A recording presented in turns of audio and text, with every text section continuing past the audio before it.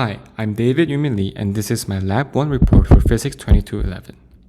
The goal of this lab was to analyze the motion of a real object moving at constant velocity and then create a computational model using physics principle to simulate that motion.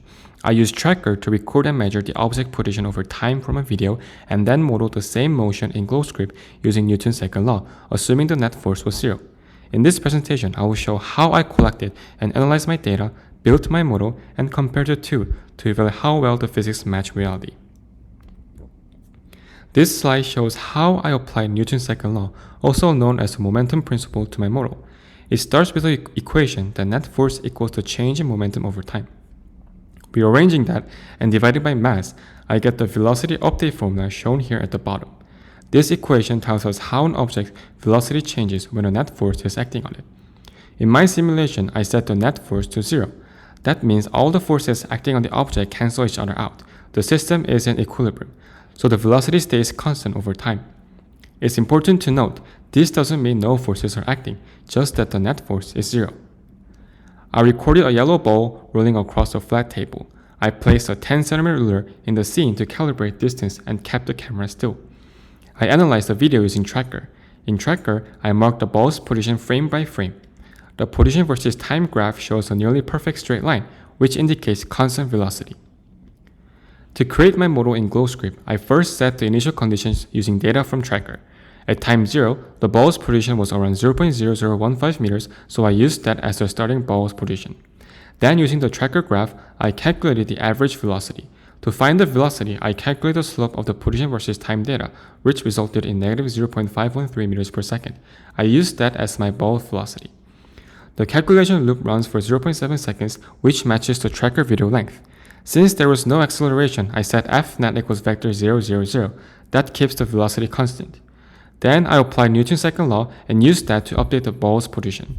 Every step is plotted on the graph and printed out for comparison with Tracker. Since the ball was rolling steadily, I assumed no net force and used Newton's second law to update the position over time.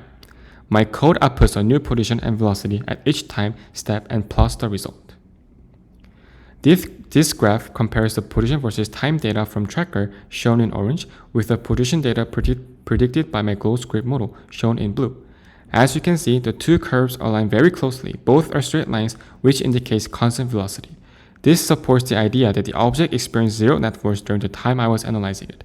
That's why the GlowScript simulation, which used Newton's second law with f net equals 0, produced a nearly identical result. However, you may notice that the Tracker data starts to slightly lag behind the model prediction near the end. This could be due to small real-world resistive forces. So while the model assumes perfect constant velocity, the real object might have been very slightly decelerating, which is why it doesn't reach the exact same final position. Still, the overall agreement is strong, which confirms that the zero net force model is a good approximation. Even though the model closely matches the data, some small differences can arise. Friction or slight bumps could affect the object's motion. Rounding or human error in Tracker marking could also introduce small variations, but overall, these doesn't significantly impact the conclusion. In my GlowScript model, I assumed that the net force acting on the object was zero throughout the motion. This assumption is based on the Tracker data. The position versus time graph was almost perfectly linear, which means the velocity didn't change. So by Newton's second law, if acceleration is zero, then the net force must also be zero. One important modeling choice I made in Tracker was the direction of the axis. I defined the ball's motion toward the left as negative x. If I had flipped the axis direction, the position and velocity values would have been positive instead of negative. But the overall graph would still be linear, and the physics would remain exactly the same. The motion is symmetric with respect to axis orientation. The only thing that changes is the sign of the values, not their meaning. And even though I modeled the motion as having zero net force, that doesn't mean no forces are acting. For example, there was likely a brief push to start the ball moving, and maybe some tiny friction slowing it down. But those forces either cancelled out over time, or they were so small during the observation window that the motion appeared uniform.